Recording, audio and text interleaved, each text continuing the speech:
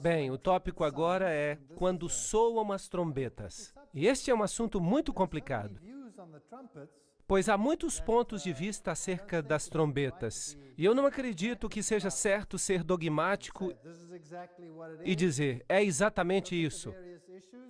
Observemos então os vários assuntos para ver como se encaixam, porque temos muito que aprender. E eu sei que há muitas coisas no livro de Apocalipse que só vão ser esclarecidas à medida que os eventos se desenrolarem. Muitas pessoas colocam as trombetas no futuro. Há escolas inteiras de pensamento sobre isso. Mas temos então um problema com a estrutura do livro do Apocalipse. E veremos então que é melhor conservar as trombetas dentro do parâmetro do quiasma. Uma estrutura que foi estabelecida no livro de Apocalipse para que não nos percamos. Portanto, o que são essas trombetas? O que significam? Mas antes de entrarmos no assunto do Apocalipse, é preciso primeiro ver alguns temas de Apocalipse dos capítulos 7 ao 9. Por isso eu não quero apenas falar das trombetas, eu quero tratar do assunto como um pacote completo. Portanto, então, há uma enumeração de pessoas na Terra nesses temas. Em Apocalipse capítulo 7, em Apocalipse capítulo 9, e há conceitos de deter e soltar que estão relacionados com os 4 anjos. Em ambos os casos, pessoas estão sendo enumeradas. Em Apocalipse 7, o povo de Deus está sendo enumerado. E no capítulo 9, a contrafação é enumerada. Portanto, temos uma enumeração dos que estão com Deus e dos que estão contra Deus. Em ambos os casos se escutam as palavras, ouvi o número, ekusaton aritmon, ouvi o número. Então ele escutou o número do povo de Deus e escutou o número daqueles que estão do outro lado. E com certeza, vocês conhecem essa declaração.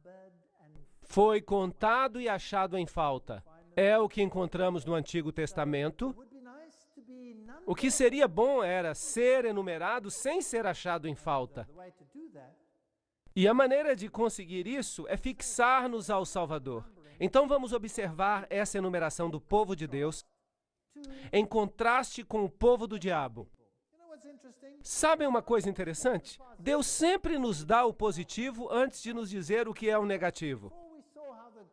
Antes de vermos, por exemplo, como o mensageiro do Evangelho seria destruído nos 7 selos, ele nos deu um quadro do trono com um poder impressionante. Assim, de certa maneira, ele começa aqui com a enumeração do povo de Deus. Primeiro, e como eu disse antes, este capítulo está entre parênteses. Está colocado ali entre parênteses para nos dizer algo acerca do povo de Deus, antes que nos diga algo acerca das coisas piores que vão acontecer. Quem poderá estar firme? Essa é a pergunta. A resposta é, só os que têm os selos poderão estar firmes. Queremos então saber o que isso significa. A enumeração do povo de Deus acontece justamente antes do fim do tempo da graça, antes da abertura do 7º selo. Em outras palavras, este é um assunto que acontece exatamente antes da vinda de Cristo, quando haverá uma enumeração final do povo de Deus. Obviamente, Deus vai esperar até que o número esteja completo, porque ele disse simbolicamente aos que estavam falando sob o altar que tinham que esperar até que se completasse o número, não é verdade? Então, este é o nosso tema.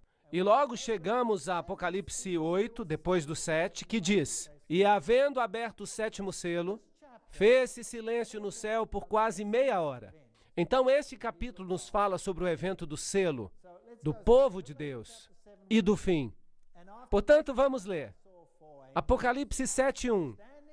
E depois dessas coisas eu vi 4 anjos, que estavam sobre os 4 cantos da terra, segurando os 4 ventos da terra, para que nenhum vento soprasse sobre a terra, nem sobre o mar, nem contra árvore alguma.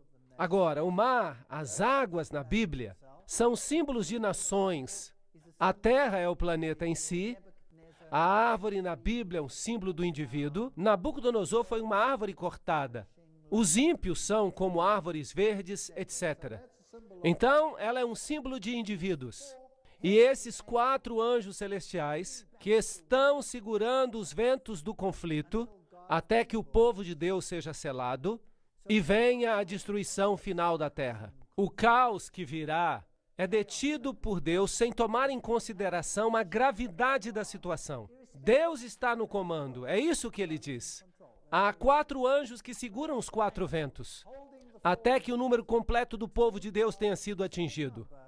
E vi outro anjo subindo do lado do sol nascente, e tinha o selo do Deus vivo, e clamou com grande voz aos 4 anjos, a quem fora dado o poder de danificar a terra e o mar, dizendo: não danifiqueis a terra, nem o mar, nem as árvores, até que tenhamos assinalados nas testas os servos do nosso Deus. E aqui, o que é este selo na testa?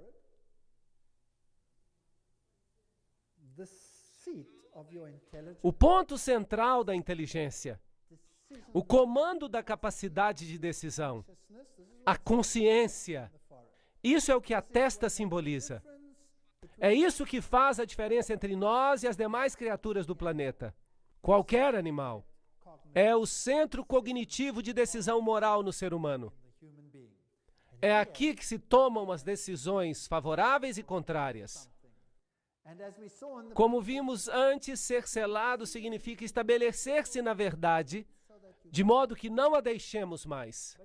Mas Deus também sela esses indivíduos. E ouvi o número. Ali ouvimos o número dos que foram assinalados ou selados. É o povo de Deus.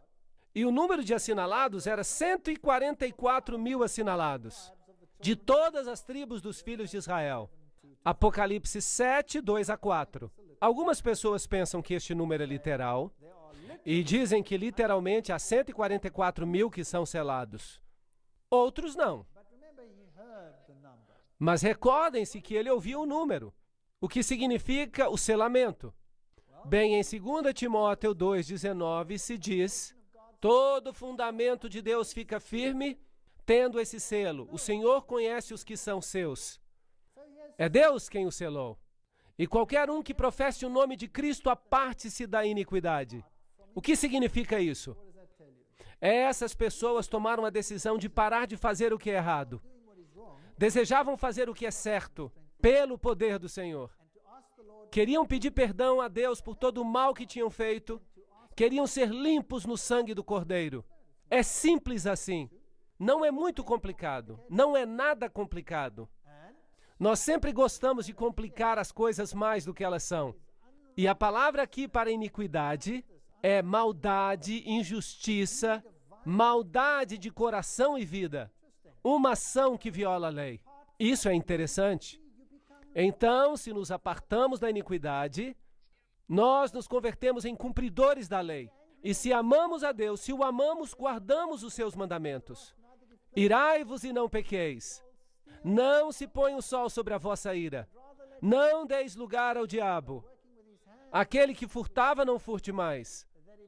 Antes trabalhe fazendo com as mãos o que é bom, para que tenha o que repartir com o que tem necessidade.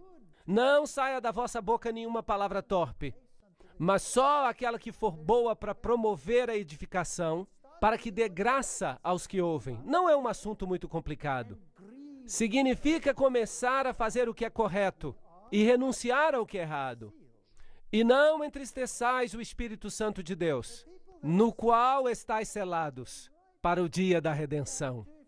Então, os que estão selados precisam fazer o que é correto. Tem que fazer isso. Se eram ladrões, tem que deixar de roubar. Se usam uma linguagem incorreta, precisam corrigir isso. Tem que começar a fazer o que é correto pelo poder do Senhor. Toda a amargura, ira, cólera e gritaria, a blasfêmia e a malícia sejam tirados dentre vós. Antes sedes um para com os outros benignos, misericordiosos, perdoando-vos uns aos outros como Deus também vos perdoou em Cristo. Efésios 4, 26 a 32. Isso não é nada complicado. Essa passagem significa uma volta à harmonia com a lei de Deus. Ata o testemunho, sela a lei entre os meus discípulos. A lei é o testemunho. Se eles não falarem segundo esta palavra, é porque não há luz neles. Não podemos dizer, sou filho de Deus, se eu continuo a viver como vivia antes. Há a lei e há o testemunho. Deleito-me em fazer a tua vontade, ó Deus meu. Sim, a tua lei está no meu coração. Salmo 48. Porque esta é a aliança que depois daqueles dias farei com a casa de Israel, diz o Senhor. Porei as minhas leis na sua mente, aqui, no lóbulo frontal, e as escrevereis no seu coração, para que possam agir em harmonia com a lei de Deus. E eu lhes serei por Deus e eles me serão por... Hebreus 8:10. Sempre tornamos esses assuntos em coisas complicadas, mas faça o que é certo e deixe as consequências com Deus. Agora, no coração da lei está o sábado. Lembra-te do dia de sábado para o santificar.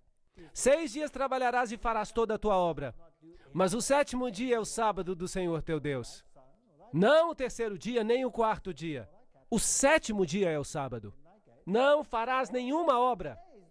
Nem tu, nem teu filho, nem a tua filha, nem o teu servo, nem a tua serva, nem o teu animal, nem o estrangeiro que está dentro das tuas portas. Porque em 6 dias fez o Senhor o céu, a terra e o mar, e tudo o que há neles. Mas ao 7º dia descansou. Portanto, abençoou o Senhor o dia de sábado e o santificou. Então, o mandamento do sábado é um outro selo. Está escrito aqui, em 6 dias o Senhor, esse é o seu nome, Jeová, fez, pois ele é o Criador, o céu e a terra e o mar e tudo o que neles há. Então, se olhamos para Êxodo capítulo 20, versículo 11, porque em 6 dias fez o Senhor o céu e a terra e o mar e tudo o que neles há, e ao 7º dia descansou. Portanto, o Senhor abençoou o dia de sábado e o santificou. Ele o separou para uso santo. A palavra descansar ali significa dar refrigério, deitar-se, deixar algo estar em silêncio. Em outras palavras, ter um momento a sós com Deus, em meio a toda essa agitação que há na terra. E também lhes dei os meus sábados para que se vissem de sinal entre mim e eles, para que soubessem que eu sou o Senhor, que os santifica. E santificai os meus sábados e servirão de sinal entre mim e vós, para que saibais que eu sou o Senhor vosso Deus. Bem, existem muitos deuses por aí. Qual é o que você serve? Aquele a quem você obedece? E como obedece? Guardando a sua lei. E se ele disse, guarda o 7º dia, que dia você deverá guardar? O 7º dia. Êxodo 31:13 também diz que o sábado é um sinal.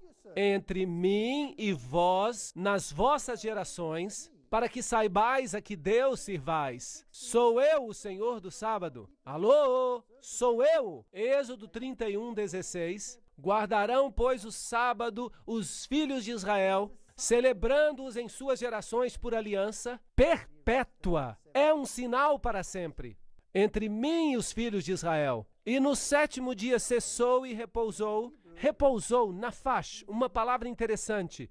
A palavra para sinal em hebraico é ot, e é uma marca. É isso que diz o léxico. É uma marca distintiva. Qual é a marca de Deus? O dia do sábado. Por quê? Porque o sábado ratifica a lei. Sem o sábado, os 10 mandamentos poderiam ser de qualquer outro Deus. Não é verdade? Podiam ser até de uma pessoa, de um João ninguém, um Zé ninguém. O que aconteceria se eu escrevesse 10 mandamentos e os espalhasse dizendo, todos precisam guardá-los? O que aconteceria? Todo mundo ia dizer que eu estou louco? Mas se o presidente fizer uma lei e disser, eu quero que vocês aguardem, e ele assinasse, se não o fizéssemos, teríamos algum problema com as autoridades. Isso, então, seria mais importante, não é? Mas e se o Senhor do Universo disser, bum, eu fiz essa lei, e agora o céu e a terra têm que obedecer a essa lei, por toda a eternidade? Bem, há aí alguma autoridade, bastante autoridade. Mas se não tem um selo de aprovação, não significa nada. Aí está a marca de Deus para a sua autoridade. A besta também tem uma marca? Sim, também tem uma marca de autoridade. Vamos ver isso depois. Devemos entender a marca de Deus, o sinal, o seu selo, assim como o selo de autoridade de um documento. Dos Estados Unidos, por exemplo, ele tem um selo do presidente americano, é uma espécie de selo real. que diz, eu, rei fulano de tal, o título, o território, que seja a Inglaterra ou qualquer outro. E aqui no Decálogo, deve haver um selo que dê autoridade ao documento. E nós o encontramos no mandamento do sábado. Sem o sábado, todos os outros mandamentos se tornam apenas um grupo de leis feito por algum Zé Ninguém, sem importância.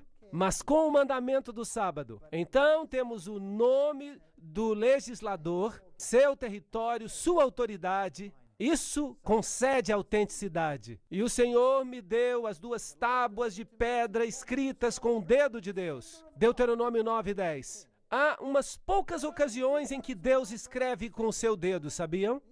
E dessa vez ele escreveu com o dedo. Ele escreveu os 10 mandamentos com o seu próprio dedo sobre a pedra.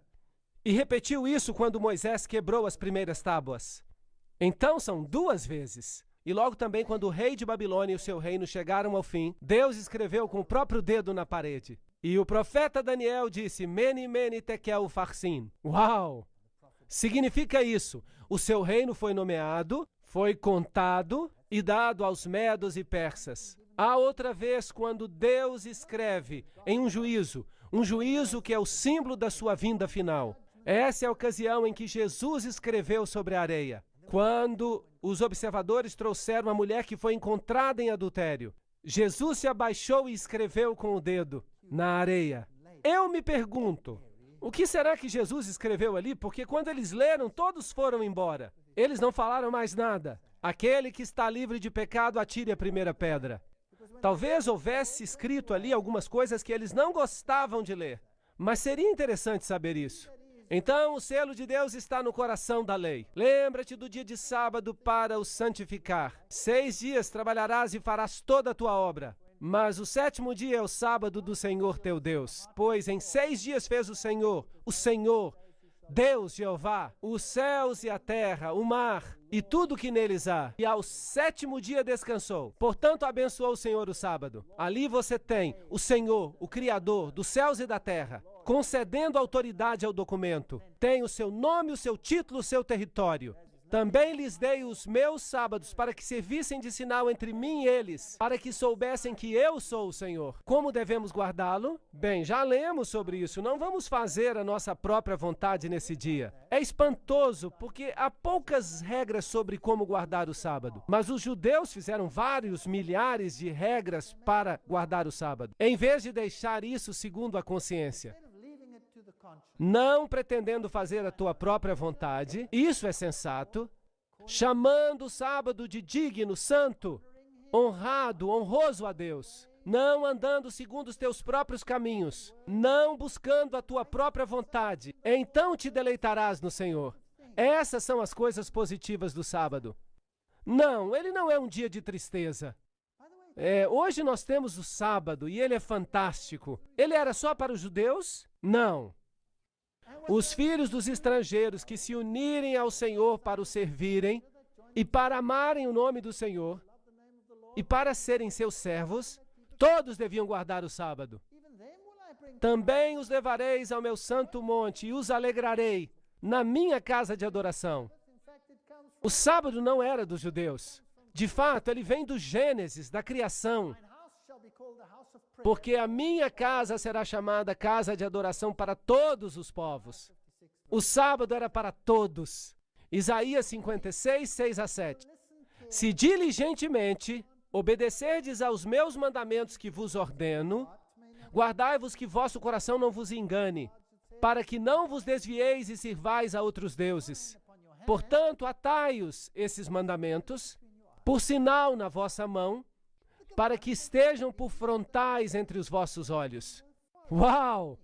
Os mandamentos devem estar nas mãos e na testa. O que significa isso? Se os escreverem e colocarem aqui, amarrando-os ao redor das mãos, tarefa cumprida? Creem que é isso que Deus tinha em mente? De maneira nenhuma. Eu não creio nisso. Isso é ritualizar a lei e pode fazer com que seja um esforço sincero, mas não é o que diz aqui. Significa que devemos pensar e agir conforme a lei. É isso que Deus quer. Deus está dizendo que os mandamentos devem estar na sua mente e nas suas ações. Mas um outro poder virá e dirá, os meus mandamentos é que vão estar na mente e nas ações. É uma diferença interessante. Bem, não vamos falar disso agora. Deuteronômio diz o mesmo, na mão e na testa. Está escrito isso ali. E te será por sinal na tua mão e lembrança entre os teus olhos, para que a lei do Senhor esteja na tua boca. Êxodo 13:9. Deus tem algo que deve ser selado na mente. A lei de Deus. E o sábado é o sinal da lei, de uma maneira particular. Então, o propósito do sábado é ser um dia de descanso, um dia de bênçãos, de paz, um sinal, um memorial da criação, um símbolo de santificação, um dia venerável, um pacto perpétuo. Essas são as razões pelas quais Deus deu o dia de sábado, para que não nos esquecêssemos dele e do que ele tem feito por nós. Então, a lei de Deus, na sua totalidade, é um reconhecimento da sua autoridade na nossa vida. Isso nos trará uma harmonia com o céu, por meio da redenção que está em Cristo Jesus. E isso é o que significa ser selado. Voltar a estar em harmonia com Deus. Então, quantos são os selados? Apocalipse 7:5. Da tribo de Judá havia 12.000 assinalados. Da tribo de Ruben, 12.000 assinalados. Gade, 12.000. E de Azer, 12.000. E de Naftali, 12.000. E assim chegamos até a tribo de Manassés, 12.000. Simeão, Levi, Issacar, Zebulon, José e Benjamim. E de todas foram selados 12.000. Então, creem que é um número literal? Exatamente 12.000? E como ficaremos, então, o resto? Bem, há duas correntes. Depois dessas coisas olhei, e eis aqui uma multidão. Então, temos este número e uma multidão. Vejam que ele escutou o número, mas depois ele viu uma multidão que ninguém podia contar, de todas as nações e tribos e povos e línguas, que estavam diante do trono e perante o Cordeiro, trajando vestes brancas e com palmas nas suas mãos. Muitas pessoas acreditam que esse número é literal, e se fala muita coisa acerca disso. Mas o livro de Apocalipse é simbólico. Então, esse número pode muito bem ser simbólico. Então, temos aqui um problema. Por exemplo, se olharmos para as 12 tribos de Israel, vamos ver que a tribo de Levi, que se menciona aqui em Gênesis, José também se menciona aqui, Levi também se menciona em Apocalipse, e aqui José também. Em Ezequiel está a tribo de Dan, mas ela não é mencionada em Apocalipse. No entanto, se menciona em Gênesis. Temos Efraim, que também se menciona em Ezequiel, e aqui não se menciona. Então, que tribos vamos tomar em conta? Vamos estar com problemas. Será que ninguém vai ser salvo de Efraim? Ninguém vai ser salvo de Dan? Os da tribo de Dan foram maus, fizeram coisas ruins, mas também tínhamos heróis na tribo de Dan. Heróis. Assim, me parece óbvio que o número é simbólico. Eu creio que não devemos avançar além disso agora. É uma multidão de todos, porque não é judeu aquele que é exteriormente. E não é circuncisão o que é exteriormente na carne, mas é judeu aquele que é no interior. E circuncisão aquilo que é no coração, no espírito e não na letra, cujo louvor não provém dos homens, mas de Deus. Romanos 2, 28 a 29. Serão apenas então os judeus das tribos literais que serão salvos? E o que acontecerá com os gentios que se converteram ao Evangelho? Então, 144.000, um número literal, não podem ser judeus. Quem de fato é cristão no interior? O que há no seu interior? Gálatas 3:29 diz: se sois de Cristo, então sois descendência de Abraão e herdeiros conforme a promessa. Então, em que isso nos converte? Dá-nos uma oportunidade de pertencer à linhagem de Abraão. A linhagem de Abraão, segundo a promessa de aceitarmos a Cristo. Bem, eu não era judeu, eu era pagão. Mas em Cristo posso ser da linhagem de Abraão, porque Cristo é da linhagem de Abraão. E se estou nele, sou redimido. Então a pergunta sobre judeu e cristão é irrelevante. Se você tem a Cristo, você é da linhagem de Abraão. Não importam quais foram as circunstâncias do seu nascimento. Porque em Cristo nem a circuncisão nem a incircuncisão tem virtude alguma, mas sim o ser uma nova criatura. E a todos quantos andarem consoante a essa regra, paz e misericórdia sobre eles e sobre o Israel de Deus. Gálatas 6, 15 a 16. Então, como eu faço parte do Israel de Deus, do povo de Deus ao longo dos séculos? Eu aceito o Cordeiro de Deus. Os judeus não se salvaram por guardar a lei, tinham que trazer um cordeiro e matá-lo. Eram salvos pelo sangue do cordeiro. Talvez tenham rejeitado o cordeiro anos depois, mas esse era o método pelos quais recebiam expiação. E clamavam com grande voz, dizendo: salvação ao nosso Deus, que está sentado no trono, e ao cordeiro e a todos os anjos ao redor do trono, e dos anciãos e dos 4 animais, e prostraram-se diante do trono sobre o seu rosto, e adoraram a Deus, dizendo: amém, louvor e glória e sabedoria, e ação de graças, e honra e poder e força, ao nosso Deus para todo sempre. Amém. Quem ganha? Jesus ganha. Novamente temos esse maravilhoso tema no qual Jesus aparece no Apocalipse, que nos fala sobre os redimidos e como são selados. Estão tão arraigados à palavra que não podem ser movidos facilmente. Estão novamente em harmonia com a lei de Deus. Foram salvos pelo sangue do Cordeiro. Deus nos dá essa linda imagem antes de nos dar as más notícias. É um tema do Apocalipse que não temos que ficar com medo, porque Jesus é o vitorioso. Ele é o Rei dos Reis. E um dos anciãos me falou dizendo: estes que estão vestidos de vestes brancas, quem são? De onde vieram? E eu lhe disse: Senhor, tu sabes. E ele me disse: esses são os que vieram da grande tribulação e lavaram as suas vestes e as branquearam no sangue do Cordeiro. Por isso estão diante do trono de Deus e o servem de dia e de noite em seu templo. E aquele que está assentado sobre o trono os cobrirá com a sua sombra. Essa é a conclusão do assunto. Uma grande história sobre a vitória de Jesus Cristo. Antes que cheguem as más notícias. Nunca mais terão fome, nunca mais terão sede, nem sol, nem calor algum incidirá sobre eles, porque o Cordeiro que está no meio do trono os apacentará e lhes servirá de guia para as fontes da água da vida. E Deus lhes limpará dos olhos todas as lágrimas. Isso não é maravilhoso? Esta é a promessa antes das más notícias. E então vem Apocalipse 8. E havendo aberto o selo, o 7º selo, fez silêncio no céu por quase meia hora. Já tratamos desse assunto antes. Isso é quando Cristo regressa. E vi os 7 anjos que estavam diante de Deus e lhes foram dadas 7 trombetas. Agora vem as 7 trombetas. Bem, as pessoas dizem, isso deve ocorrer depois do tempo da graça. Não, não, não. Tudo que tínhamos era um capítulo que dizia: escutem, amigos, este é o resultado. O povo de Deus será redimido pelo Cordeiro e não haverá mais lágrimas, e esse é o seu número, e é assim que vai ser. Assim é a vitória do Cordeiro. Agora me deixem lhes dar as más notícias. É isso que vai acontecer na história. E aqueles que rejeitarem a palavra de Deus e rejeitarem a Jesus Cristo, também serão enumerados. E tristemente o número vai ser diferente. Vamos ver o que acontece. E vi os anjos que estavam diante de Deus, e lhes foram dadas 7 trombetas. E veio outro anjo e pôs-se junto ao altar, tendo um incensário de ouro, e foi-lhe dado muito incenso. Onde é que esse anjo está parado? Em que altar? No altar do incenso. O altar do incenso estava no primeiro aposento ou no segundo aposento? Estava no primeiro aposento.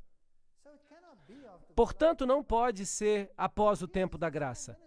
Jesus ainda está ministrando no primeiro aposento. Ainda tem que entrar no segundo aposento. E quando isso ocorrer, então será o fim. Logo será demasiado tarde. Então, nós nos encontramos em que parte do quiasma? Na primeira parte. Jesus ainda está no lugar santo. E muitas pessoas querem pegar essas profecias e colocá-las no futuro. no braço escatológico, na parte dos eventos finais ilustrados no livro de Apocalipse, mas violam a estrutura do quiasma. E não podemos violar a estrutura do quiasma. Não podemos tirar algo da sua posição e colocar onde não está. Temos que obedecer a regras. É por isso que está escrito desta maneira, para que se possa fazer assim. Assim que lhe foi dado muito incenso, aqui está o altar de incenso, para o colocar com a oração de todos os santos sobre o altar de ouro que está diante do trono, um pequeno altar, do qual estamos falando. E havia fumaça de incenso, subindo com as orações dos santos, desde a mão do anjo até diante de Deus. As pessoas estão orando aqui, elas têm necessidades. Isso não ocorre depois do tempo da graça.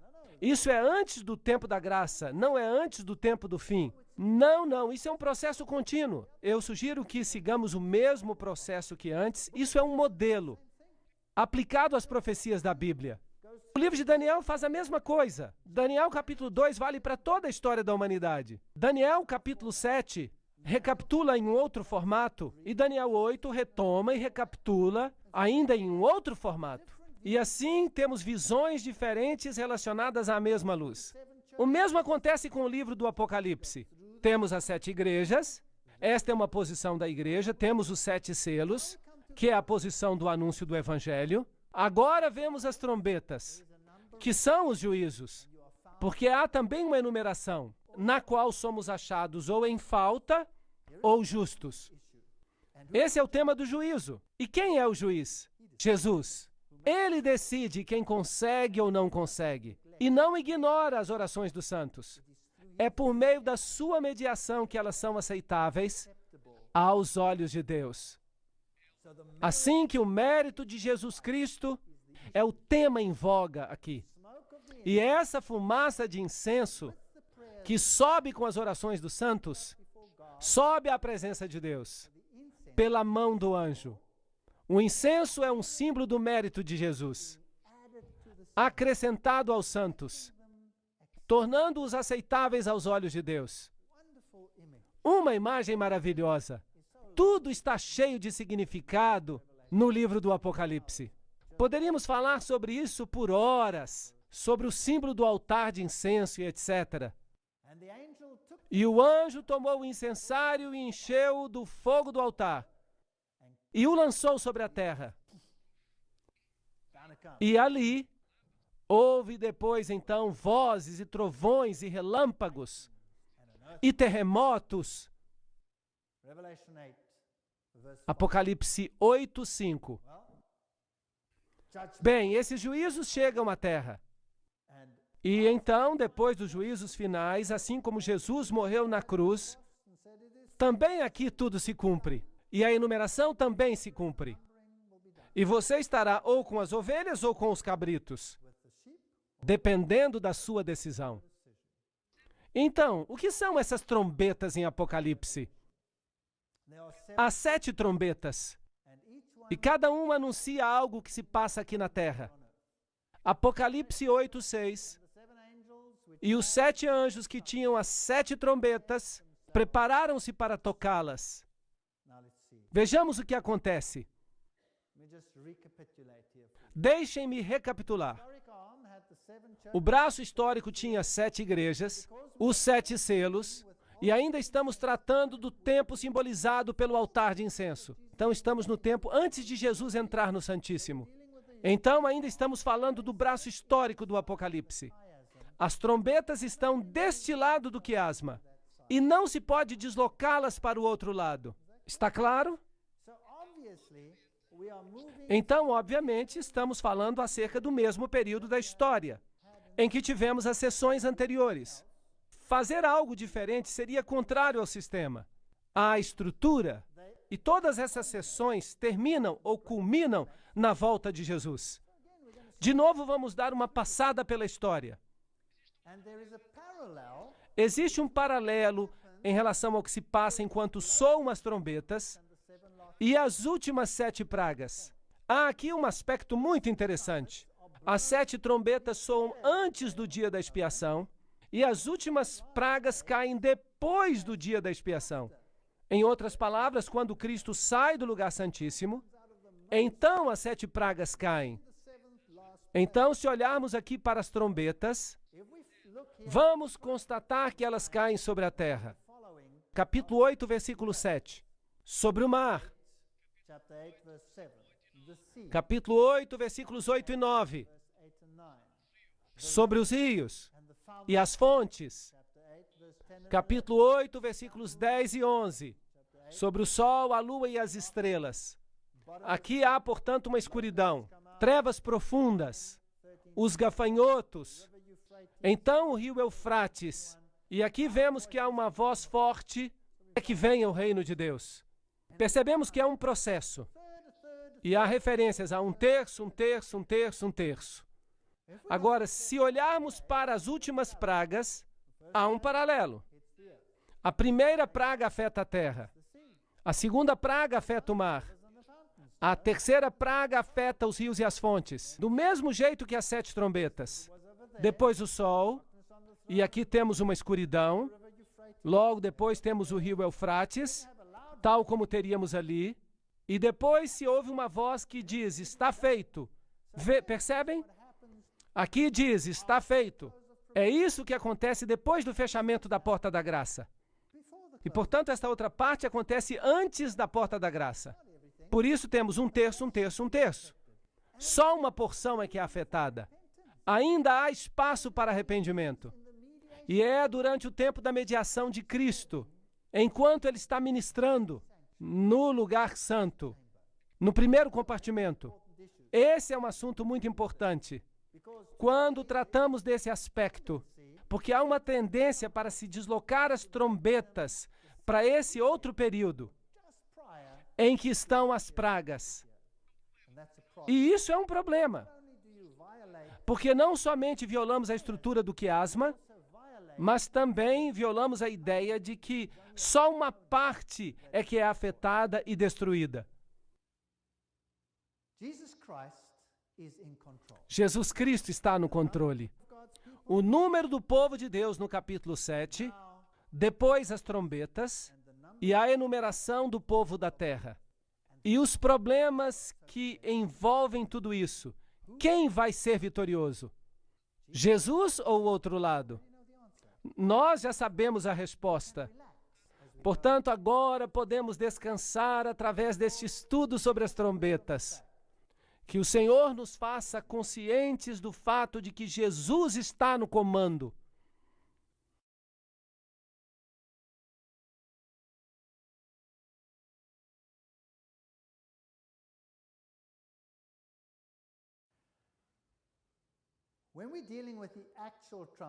Tratar do tema das trombetas pode ser traiçoeiro, porque não há uma forma precisa de interpretação.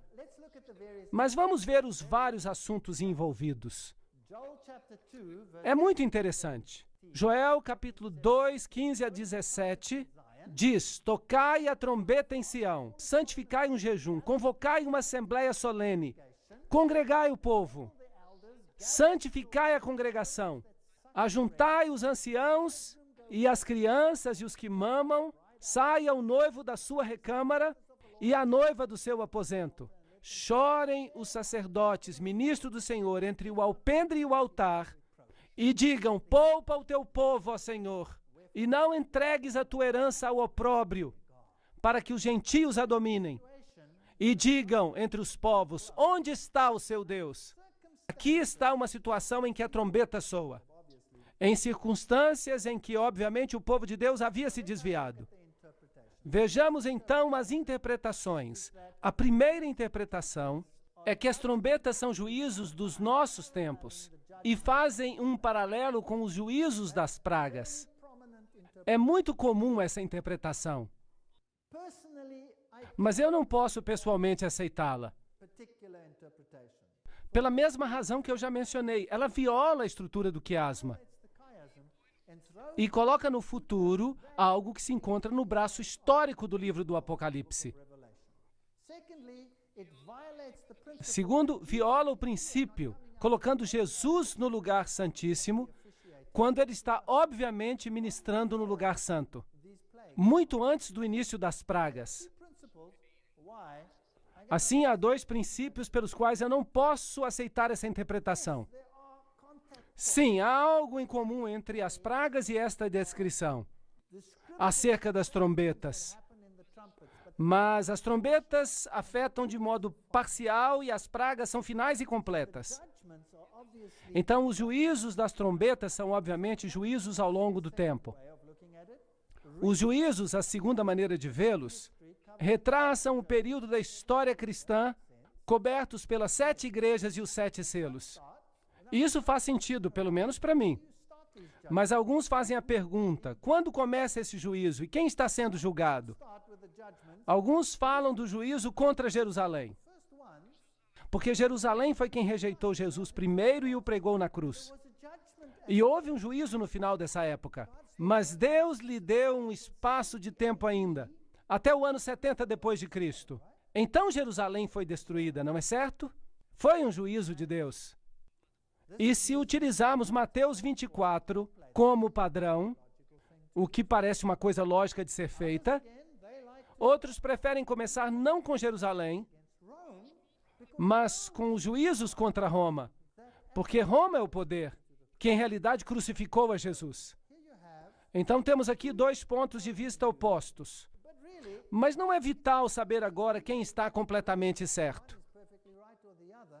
O ponto central é que estamos falando dos juízos de Deus ao longo da história. Pessoalmente, eu prefiro começar com Jerusalém, porque esse também é o padrão utilizado em Mateus 24. Mas se não quiserem crer nisso e preferirem a outra opção, está bem. Vamos ver a primeira trombeta. E o primeiro anjo tocou a sua trombeta e houve saraiva misturada com fogo, e houve fogo e saraiva misturada com sangue.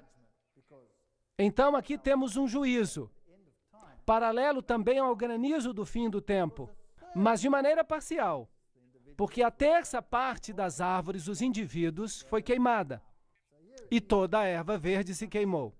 Assim que há uma destruição de pessoas. As pessoas estão sendo consumidas aqui.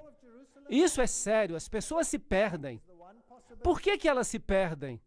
Bem, a queda de Jerusalém depois do ano 70 é uma possibilidade, e eu pus aqui em cores diferentes as possibilidades. A segunda possibilidade é que seja o juízo de Roma.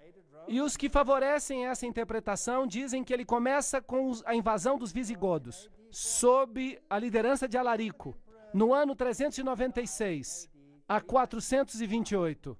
Aqui Roma no ano 410 depois de Cristo, e o imperador romano Teodósio morreu no ano 395 depois de Cristo. Assim que temos aqui um quadro do início da queda do Império Romano, quando várias nações invadiram o Império. Bem, esse é um juízo que ocorreu sobre esse povo que se elevou acima mesmo do príncipe da paz. Mas, por outro lado, a queda de Jerusalém é um juízo muito poderoso. Depois de um período longo de graça, é dito, vocês rejeitaram o Messias e essas são as consequências. Deus vai retirar a proteção e permitir que os ventos soprem, e é isso que acontece. O segundo anjo tocou a trombeta e foi lançada ao mar uma coisa como um grande monte que ardia em fogo. E a terça parte do mar tornou-se sangue. E morreu a terça parte das criaturas que tinham vida no mar. E perdeu-se a terça parte dos navios. Mais uma vez, o que representa isso? O que representa essa trombeta de juízo? Novamente vemos que há várias interpretações. Montanhas. O que representam as montanhas? Uma montanha ardendo em fogo. Bem, na Bíblia, uma montanha representa uma nação. Podem ver isso em Isaías 2, 2 e 3, 41, 15, Daniel 2, 35, 44, 45, em Ezequiel, em Zacarias. Todos têm essa figura de uma montanha. Vamos ver em Jeremias um texto que também usa essa ilustração. Eis-me aqui contra ti ao monte destruidor, está falando de Babilônia, que destróis toda a terra.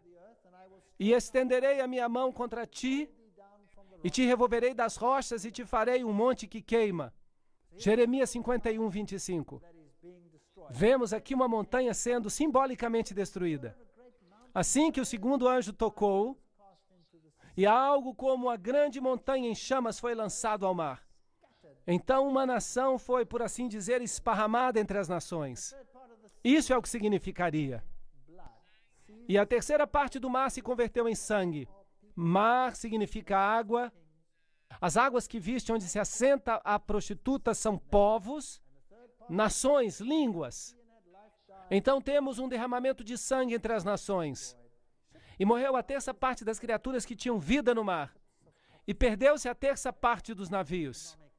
Navio na Bíblia é um símbolo de economia. Os navios de Quitim são símbolos de economia. Portanto, vejamos as duas interpretações possíveis. Se for a primeira, temos então um juízo sobre Jerusalém. E, obviamente, a segunda seria um juízo sobre Roma pagã. E as nações que estão associadas a ela. O mar.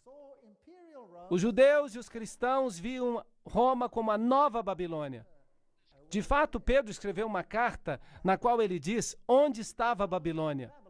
Porque Roma, como Babilônia, havia destruído o templo de Jerusalém, de modo que é uma hipótese razoável. Por outro lado, há aqueles que acreditam que a segunda fase da incursão dos vândalos sobre Roma, Geneserico em 428 até 468, de onde vem a palavra vandalismo, derivada dos vândalos, que eram piratas, vinham em navios contra o Império Romano, saquearam Roma em 465 depois de Cristo. Assim que algumas pessoas interpretam esse símbolo como um juízo contra Roma pagã. Agora, quer você aceite um ou outro, é uma questão de detalhes. Não vamos criar uma discussão sobre isso. Isso não vai afetar a nossa salvação. Mas, pessoalmente, eu prefiro a primeira interpretação, porque ela segue uma sequência lógica, enquanto a outra não é tão sequencial. Mas há quem prefira a segunda. A terceira trombeta, e o terceiro anjo tocou a sua trombeta, e caiu do céu uma grande estrela. Agora, será que isso soa familiar? Faz lembrar alguma coisa? Eu tenho certeza que sim. Em algum outro momento caiu uma estrela do céu. Sim, Lúcifer caiu do céu. E trouxe todas as suas forças demoníacas com ele para baixo. E estava criando aqui uma grande mudança. E de ser o governante. Por isso, isso representa falsos ensinos. Ardendo como uma tocha, e caiu sobre a terça parte dos rios, e sobre as fontes das águas, que também são pessoas. E o nome da estrela era absinto, amargura. E a terça parte das águas tornou-se em absinto. E muitos homens morreram por causa dessas águas que se tornaram amargas. Agora, o que significa água além de nações? Já ouviu falar da água da vida? Agora, o que acontece quando a água da vida se torna amarga? Consegue entender? Houve um período em que entrou uma condescendência, um terceiro período, lembra-se? Não é interessante que esteja aqui no terceiro anjo, no seu toque, um tempo de negociação que transformou as águas da salvação em amargura? Sim ou não? Sim. E as pessoas morreram por causa disso. No sentido espiritual, agora, não no sentido literal, com certeza. Porque se bebem dessa fonte contaminada, qual é o resultado? Morte. Morte eterna e separação de Deus. Portanto, a grande apostasia da liderança espiritual da igreja cristã é a única possibilidade que temos aqui. Da mesma forma que Satanás caiu do céu com uma terça parte dos anjos, também a igreja caiu na apostasia através da idolatria. Absinto foi usado por Moisés como representação de idolatria em Deuteronômio 29, 17 e 18. Nós vamos ler isso. E vistes as suas abominações e os seus ídolos, o pau, a pedra, a prata e o ouro, que havia entre eles, para que entre vós não haja homem, nem mulher, nem família, nem tribo, cujo coração se desvia do Senhor nosso Deus, para que vá servir aos deuses dessas nações, para que entre vós não haja raiz, que seja de fel e absinto. Não é esse um grande símbolo? Então eu estou a favor deste, porque é o mesmo período de tempo. Você tem o terceiro anjo, que foi o período do cavalo negro também, e que foi o período da negociação, quando o evangelho era massacrado e as águas ficaram amargas. E as pessoas que beberam desse novo evangelho morrem uma morte espiritual. Bem, a outra interpretação seria a invasão do Império Romano pelos hunos, sob a liderança de Átila, no V século. Portanto, novamente temos uma segunda interpretação, que ainda lida com o Império Romano. É claro que isso ocorre no Império Romano, de modo que não há nenhum problema. Mas a primeira é a que se encaixa melhor com as outras e com o progresso paralelo que temos visto até agora. E você tem todos esses símbolos assim. Agora, a quarta trombeta. E o quarto anjo tocou a sua trombeta. Foi ferida a terça parte do sol. Agora, o sol, o que é isso? A luz do mundo. E a terça parte da lua. E a terça parte das estrelas. Para que a terça parte dele se escurecesse. E a terça parte do dia não brilhasse. Fosse semelhantemente à noite. Isso não é escuridão total, como nas pragas. Trata-se de uma terça parte. Apocalipse 8:12. Vamos ver Miqueias, capítulo 3, versículos 6 e 7, para ver se podemos encontrar um paralelo. Portanto, se vos fará noite sem visão, e tereis trevas sem adivinhação, e pôr-se-á o sol sobre os profetas, e o dia sobre eles se enegrecerá. E os videntes se envergonharão, e os adivinhadores serão confundidos. Sim, todos eles cobrirão os seus lábios, porque não haverá resposta de Deus. Isso não soa como um tempo de escuridão espiritual? Sim ou não? Como foi chamado o período da dispensação seguinte, por assim dizer? Não o chamaram de Idade das Trevas? Sim ou não? Então, quem governou na Idade das Trevas? Uma vez que o cavalo negro se tornou um cavalo de morte. É o mesmo período. Estamos apenas seguindo o mesmo período clássico. E se novamente removemos a Jesus, o Filho da Justiça do Evangelho, e o tornamos menos daquilo que ele é, então morreremos uma morte espiritual. Esse é o problema. Como é possível retirar a Jesus do coração do Evangelho? Essa é a história mais aterrorizante do engano na história do mundo. Depois desta conferência, vamos entrar em pormenores. Vamos ver o que foi feito. E eu quero lhes dizer que o mundo inteiro foi enganado para crer em algo. Algo que não vem de Deus. Assustador. Assim, as duas interpretações possíveis que temos aqui, a escuridão representa a idade das trevas, a Idade Média, o que faz sentido para mim. Quando a verdade foi pisoteada e o ministério de Jesus foi substituído pelo ministério da igreja. Quando Jesus foi crucificado, uma escuridão literal cobriu a terra, certo? Isso serve como tipo da crucifixão espiritual de Cristo. A reforma do século XVI encerrou a Idade Escura. Isso é basicamente o que a interpretação indicaria. Agora, outra interpretação seria ainda com respeito ao juízo sobre Roma. O sol, a luz e as estrelas sido interpretados como os luminários do Império Romano Ocidental, como o imperador, os senadores, os cônsuls. Com a extinção do Império Romano Ocidental em 476 d.C., o imperador, o último deles, Rômulo Augusto, foi destronado do remanescente por ordem de Odoacro. Portanto, essa é uma outra interpretação. Um juízo, portanto, contra o Império Romano Ocidental. Mas essa segunda interpretação representa um modelo que não se encaixa muito bem com o que foi visto. Mas notem uma coisa. Esse período de tempo da Idade Média, Idade Escura, nele Jesus é novamente crucificado. É interessante que esse crucifixo, um símbolo da crucifixão, o mantém na cruz.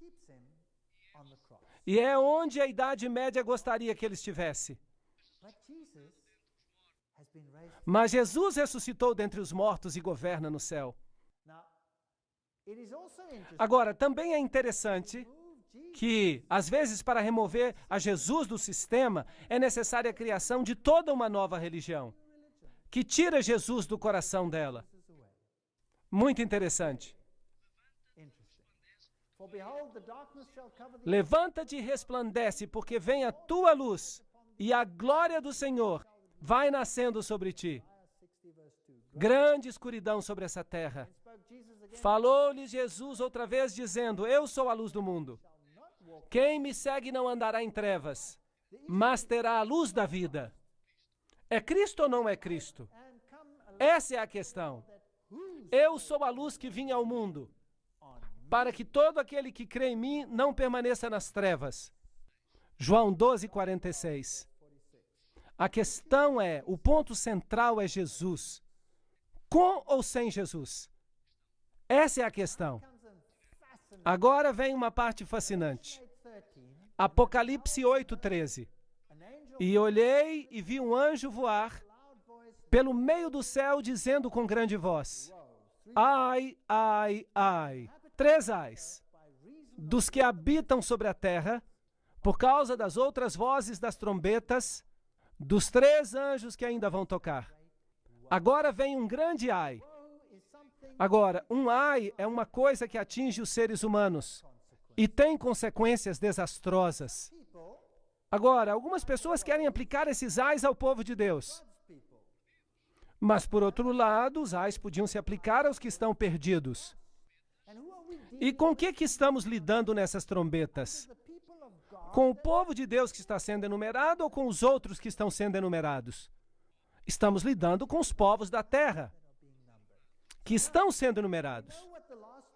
Portanto, agora sabemos qual é o último ai, porque o último ai é a vinda de Cristo e a destruição dos ímpios. De modo que, sobre quem cai o último ai? O último ai cai sobre os ímpios, sobre os maus, não sobre o povo de Deus. Então, isso aqui é um julgamento sobre aqueles que querem ser enganados, que têm se permitido enganar, que rejeitam a luz, ou simplesmente rejeitam a Deus diretamente. Portanto, temos 3 ais que vão cair sobre os habitantes da terra, e um ai os priva da salvação. Assim que os habitantes da terra, como consequência do soar das últimas trombetas, eles vão sofrer esses ais. Assim, esses 3 ais estão associados às próximas 3 trombetas e indicam um aumento sem precedentes de ataques demoníacos. A verdade. No entanto, Deus está no comando. Então, durante as próximas 3 trombetas, Deus vai nos dar um vislumbre, uma ideia do que vai acontecer aqui na Terra. É assustador. E isso vai exigir 12 conferências para que vocês percebam o que está acontecendo. Uau! Vamos ter 12 conferências sobre o que isso implica. É assustador. Ai, ai, ai.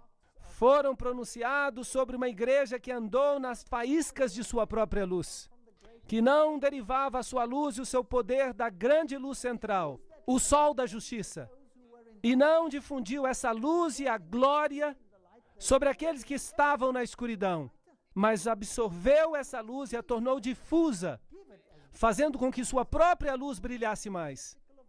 A pessoa que recebe a luz, mas não a dá, como Deus requer que o faça, se tornará um receptáculo de trevas. Temos aqui o texto de um panfleto, que foi escrito há 150 anos. Então, o que está acontecendo aqui? Estes ais estão sendo pronunciados sobre uma igreja que caminha nas faíscas de sua própria luz. Isso faz sentido para mim. Então, esses ais são pronunciados sobre os apóstatas do planeta e vão afetá-los porque eles mantêm a verdade do evangelho longe daqueles que poderiam ser salvos. Portanto, vamos ver as 2 possibilidades. A 5ª e a 6ª trombeta representam a enumeração dos seguidores de Satanás e o aumento final do mal, até o ponto em que Deus retira sua proteção e cai nas mãos de uma mente perdida. Aqueles que escolhem voluntariamente ser ignorantes. Isso mete medo. Está em contraste em Apocalipse 7, onde os selados de Deus são numerados. E lhes é dado o poder para estarem sob a proteção divina. Outra interpretação seria que a quinta e a sexta trombeta representam os juízos de Deus contra o Império Romano Oriental. A ascensão do Islã, que culminou com o Império Otomano, é vista como a força que traz essa destruição. Agora, aqui eu gostaria de fazer uma abordagem diferente e dizer por que não vamos juntar as duas. Por que não vamos uni-las? Porque o islamismo tem por objetivo levar Cristo a um nível humano, baixá-lo, assim que, em certo sentido, ele faz exatamente o que a Igreja da Idade Média fazia, pronunciando-se como juiz no lugar de Jesus Cristo, certo? Portanto, um é o instrumento do outro. E, na verdade, estão trabalhando juntos para alcançar o mesmo fim, que é eliminar Jesus Cristo da posição de único salvador do planeta. E é interessante que o Islã é uma religião que ativamente ensina e propaga essa mensagem. Ativamente. As outras religiões, elas não lutam abertamente contra este ponto ou princípio. Mas a Igreja da Idade das Trevas disse: eu sou o caminho, pelo qual você recebe a salvação. Ou passam por mim ou não a alcançam. De fato, eles disseram que Deus tem que respeitar a decisão de seus sacerdotes, absolvendo ou não as pessoas consoante o que eles digam. Uau! E esse poder diz que Jesus tem que se tornar menos do que é. Jesus, torna-te menos do que tu és. Por que não os unimos? Assim, que poderes deslocaram o cristianismo em relação à Bíblia e que poderes surgiram na Idade Média para destronar a Jesus e afastar os homens da salvação por meio dele?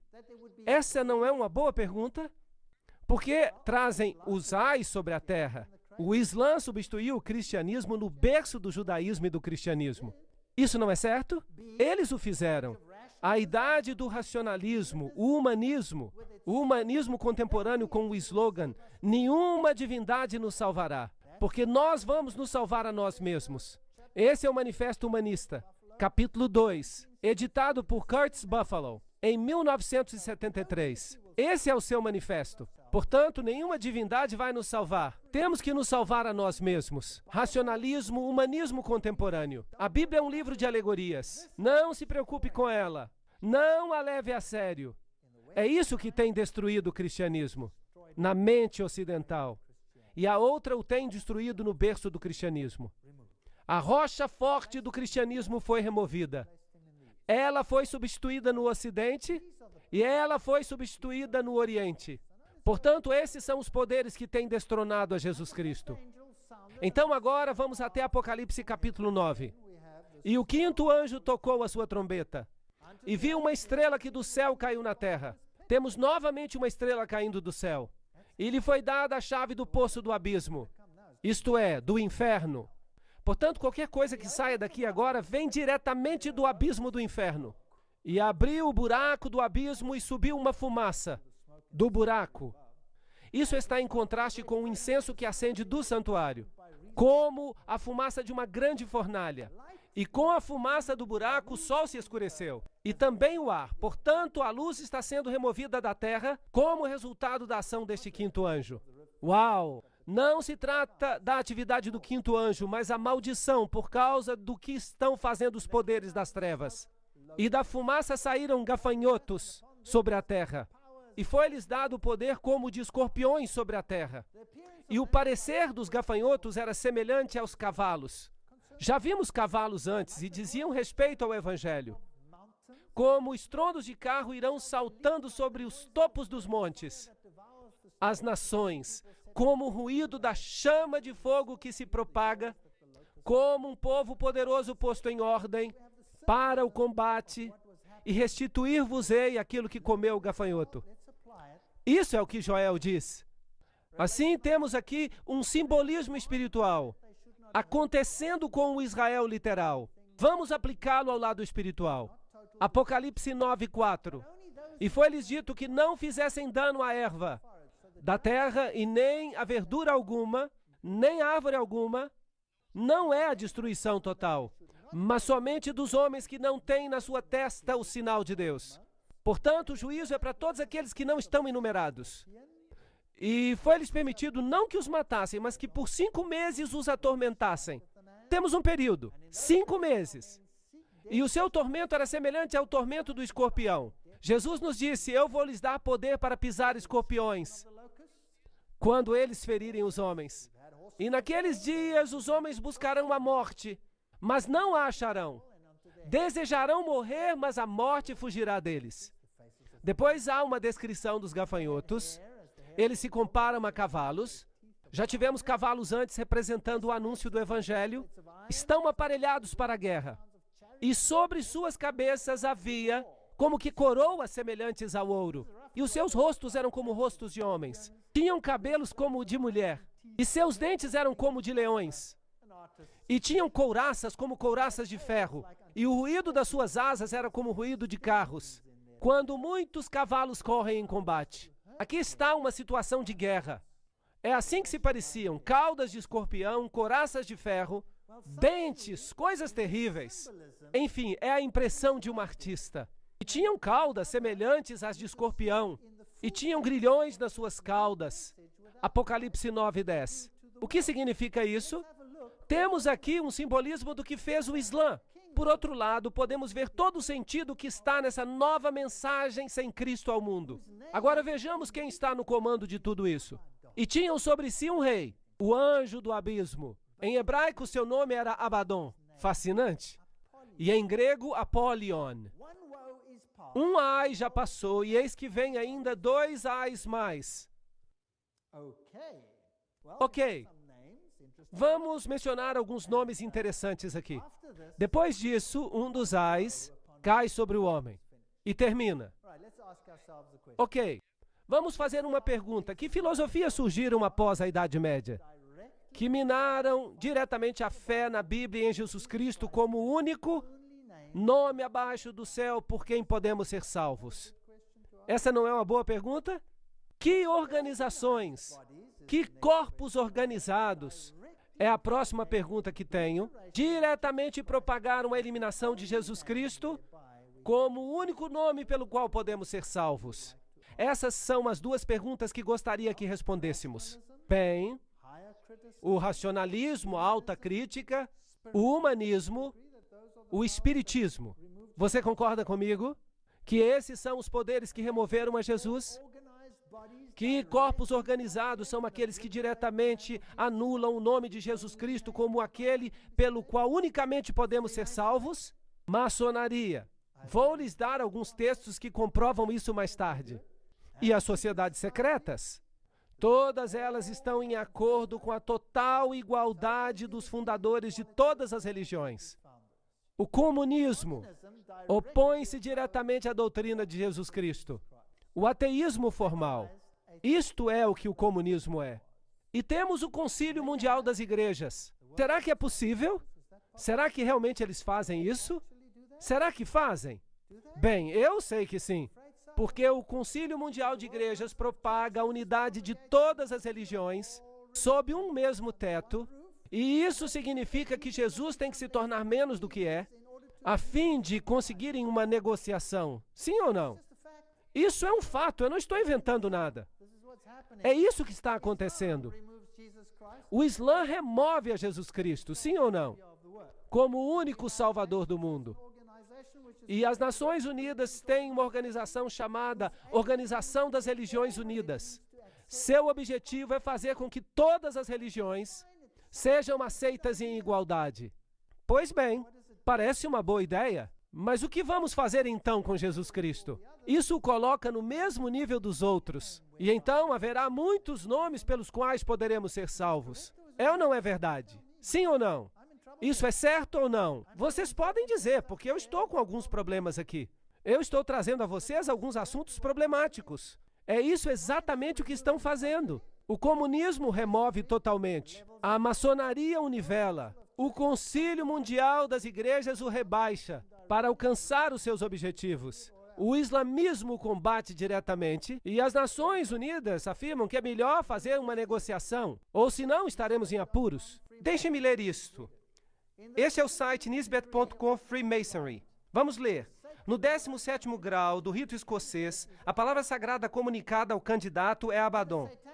Na Bíblia Satânica de Anton LaVey, na página 145 a 146, Abaddon e Apollyon são um dos nomes infernais no satanismo.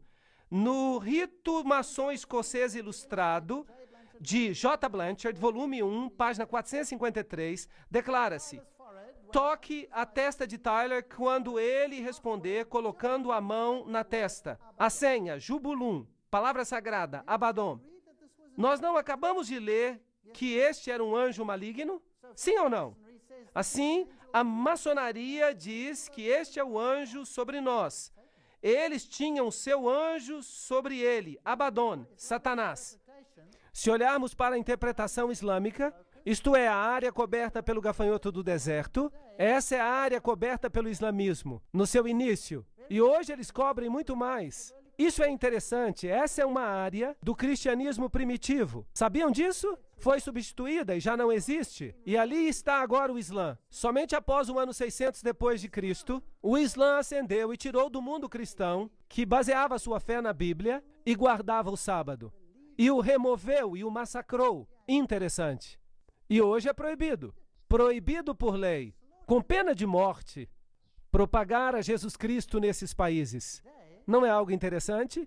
É um ai terrível contra a humanidade, porque se o único nome pelo qual devemos ser salvos é tirado, nós estamos em apuros. John William Dropper também escreve em História do Desenvolvimento Intelectual da Europa que 4 anos após a morte de Justiniano, em 571 d.C., nasceu em Meca, na Arábia, o homem que mais do que qualquer outro ser humano tem exercido influência sobre a raça humana, de acordo com a vida de Maomé. Maomé apareceu em cena em um dos períodos mais negros da história, quando todas as civilizações, desde a dinastia merovíngica, da Itália até a Índia, estavam em ruínas, estavam em um estado de gestação de problemas.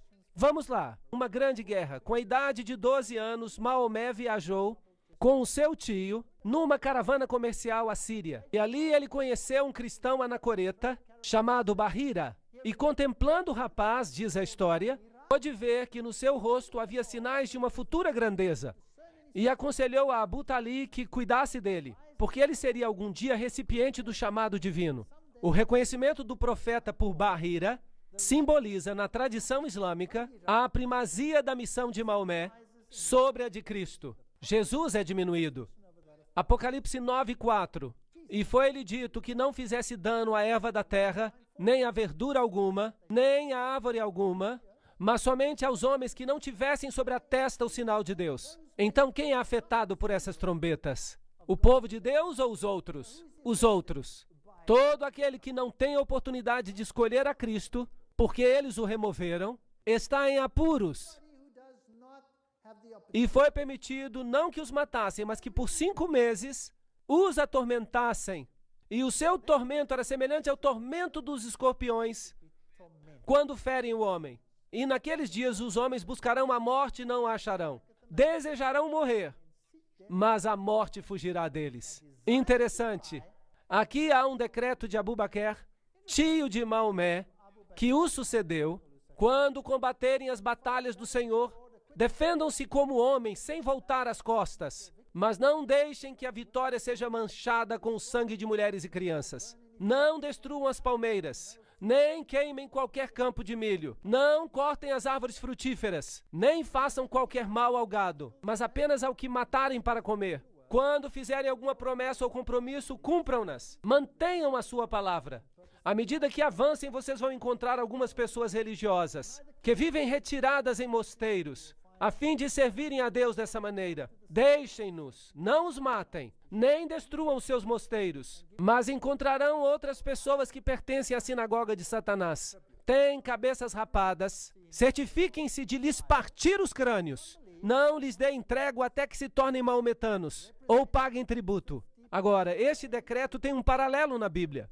Alguns acreditam que os 5 meses representam os 150 dias proféticos, que são 150 anos proféticos, utilizando números 14:34 e Ezequiel 4:6 como base, um dia por um ano, e assim nos damos conta que se tomamos este número e tomamos a data de 27 de julho de 1299, quando o otomano invadiu a Nicomédia, e adicionamos 150 anos, então chegamos a 27 de julho de 1449, quando o último imperador grego, Constantino, tomou o trono com a permissão do sultão.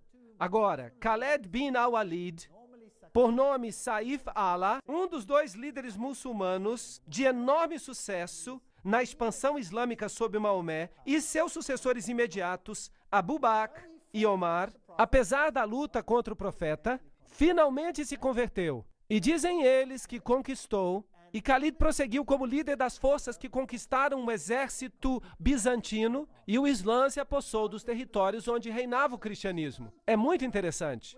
E continuaram a conquistar a Síria, a Arábia, e destruíram 50.000 tropas bizantinas, e as massacraram, assim que o cristianismo foi removido. Vejamos o ponto de vista maçônico. Morais e Dogmas é uma fonte maçônica. Quando viram que o cristianismo estava fraco e inútil profeticamente, o restaurador árabe e iconoclasta veio como um furacão de limpeza. Mas Khalid, e agora vocês sabem quem ele era um grande general da espada de Deus, marchava de vitória em vitória e exclamava aos seus soldados: não deixem que nenhum homem durma. Haverá descanso suficiente nos jardins do paraíso. Doce será o repouso. Nunca mais será seguido pelo trabalho. A fé do árabe se tornou mais forte do que a do cristão, e ele os conquistou. Uau! Este é o ponto de vista maçônico, que a fé dos árabes se tornou mais forte do que a dos cristãos. E também dizem que se tornou uma fé melhor do que a do cristianismo. Por isso hoje o Islã reina. Onde reinava o cristianismo? Tem os zigurates, o Império Otomano, e a Mesquita Azul, e Santa Sofia. Todos esses eram antes domínios cristãos, mas hoje são domínios islâmicos. Isto costumava ser cristão, hoje é islâmico. Não é interessante? Portanto, se juntarmos as duas, então vamos ter toda a catástrofe completa da apostasia, apostasia que destruiu a Jesus Cristo como Salvador. O racionalismo, a alta crítica, a eliminação da Bíblia, a eliminação da fé na Bíblia e em Jesus Cristo, e a guerra literal contra aqueles que se opunham. E tocou o 6º anjo a sua trombeta, e ouviu uma voz que vinha das 4 pontas do altar de ouro, que estava diante de Deus, e dizia ao 6º anjo, que tinha a trombeta: soltem os 4 anjos. Uau, agora estamos em apuros. Que estão presos junto ao grande rio Eufrates. Portanto, há aqui outros 4 anjos. Tínhamos os 4 anjos de Deus que seguravam os 4 ventos, e agora temos os 4 anjos que prendem o rio Eufrates, isto é, Babilônia. Portanto, esses são os homólogos demoníacos das hostes angelicais. E foram soltos os 4 anjos que estavam preparados para a hora, o dia, o mês e o ano, a fim de matarem a 1/3 parte dos homens. E o número dos exércitos, dos cavaleiros, era de 200 milhões. Você escutou? Aqui também há uma enumeração desse poder. E é um número enorme, tal como a areia do mar. Alguns veem esse período como um tempo profético, a hora, o dia, o mês, o ano. E outros dizem que não, que é simplesmente uma declaração definida de tempo. Agora, nesse mesmo ano, nesse mesmo mês, nesse mesmo segundo, é quando vai acontecer. Por isso, se você está na dúvida entre as duas hipóteses, não é tão relevante assim. Talvez até as duas estejam corretas. Alguns veem esse período como um tempo profético. Outros como um tempo designado para as forças demoníacas de Babilônia, em contraste com os anjos de Deus que seguram os 4 ventos. E estes são os últimos eventos desse grande conflito entre Cristo e Satanás. Assim, o primeiro ai foi essa destruição de Jesus como o único Salvador. E assim vimos os cavalos nessa visão.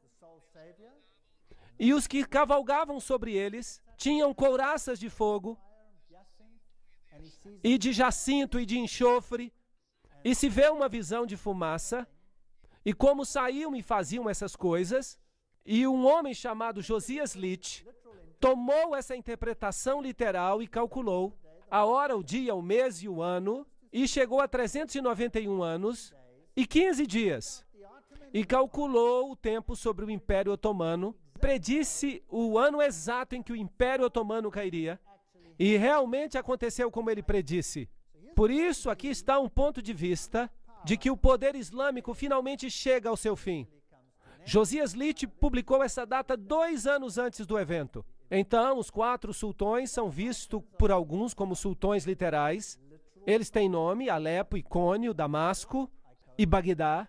Vêm os uniformes dos cavaleiros turcos e a destruição como sendo azul e amarela. E assim vem o Islã, em tudo isso e em todo o Império Otomano. Então, quer se veja dessa forma ou de outra forma, em termos de escuridão espiritual global, isso não faz realmente diferença. Outras interpretações ainda existem. São a da propagação do Império Árabe Islâmico, Maomé, 612, fundação de Bagdá, Dar es-Salam, 1662, marcando o fim do Império, igual a 150 anos, queda de Constantinopla, chegamos ao ano de 1844. Existem muitas e muitas interpretações, mas vamos mantê-lo simples. As trombetas anunciam a apostasia sobre a terra, que enumera aqueles que estão perdidos. E a eliminação, a remoção de Jesus Cristo como arauto da salvação. Esse é o maior problema. E os outros homens que não foram mortos por essas pragas, não se arrependeram das suas obras, para não adorarem a demônios. Esse é o ponto. E os ídolos de ouro, de prata e de bronze, e de pedra e de madeira, que não podem ver, nem ouvir, nem andar, e não se arrependeram dos seus homicídios, nem das suas feitiçarias ou prostituições, nem dos seus frutos. Portanto, a descrição do segundo ai em Apocalipse vem em Apocalipse 11. E o som da 7ª trombeta introduz o último ai para os penitentes, à medida que o reino de Deus vai alcançando o seu fim. Agora, não podemos saltar e falar de Apocalipse 10 e 11, tudo numa só noite. Ficaríamos loucos. Por isso, o que vamos fazer é olhar para o segundo ai na próxima conferência. E você verá que o engano, o mais terrível de todos os tempos, está no ai que se segue. E em seguida vem a destruição. Nós estamos vivendo nos momentos finais antes do terceiro ai. Agora, que engano é esse que virá?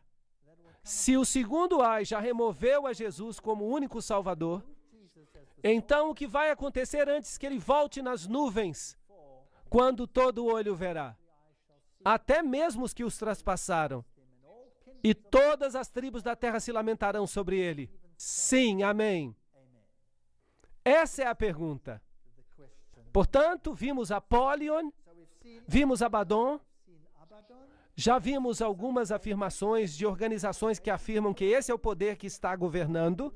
Vemos as possibilidades do islamismo, vemos o racionalismo e o humanismo popular e todas essas coisas que estão eliminando a doutrina de Jesus, trazendo trevas e usais sobre o povo. Agora, quando chegarmos a Apocalipse capítulo 11, vamos ver qual é o engano final. Como Satanás estabelece o seu reino final para atacar a palavra de Deus. Coisas amedrontadoras. E então vamos precisar de 12 conferências para explicar tudo isso. Que o Senhor os abençoe e guarde até que voltemos a nos reunir na próxima conferência. Muito obrigado pela atenção.